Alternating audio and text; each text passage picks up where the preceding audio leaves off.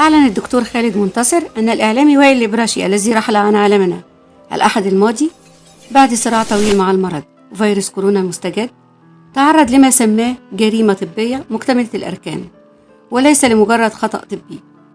كتب خالد منتصر عبر حسابه الرسمي على فيسبوك: انتظرت حتى هدأ بركان الحزن قليلا على الصديق وائل الإبراشي لكي أكتب عما حدث في بداية علاجه من الكورونا، والذي أعتبره جريمة طبية مكتملة الأركان وليس كما قالت زوجته الفاضلة مجرد خطأ طبي. وللأسف خدع فيها المرحوم وائل نفسه كما يخدع الكثيرون حتى اليوم في كثير من الأطباء الذين يغسلون أدمغة الناس من خلال الاستضافات في البرامج الطبية المطروقة بلا ضابط ولا رابط.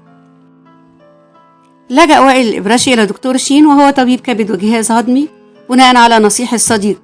الطبيب هون عليه الأمر وقال له إن لديه أقراص سحرية اكتشفها تشفي أخطر كوفيد في أسبوع، وأقنعه بأن يعالج في المنزل حتى لا يتسرب الاختراع العجيب، وأن المستشفى مش هتقدر تعمل له حاجة زيادة.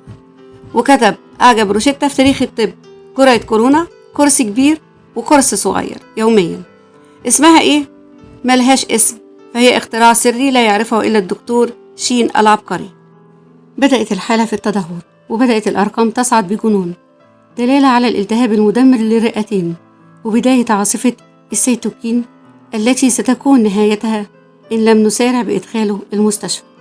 أصر طبيب الهضم على عدم الاستعانة بطبيب الصدرية، وأصر على الاستمرار في علاجه العبثي المزيف برغم أن الأرقام وصلت إلى معدلات مرعبة من الارتفاع، مما يدل على أن الفشل التنفسي الكامل من الالتهاب والتليف قادم لا محالة.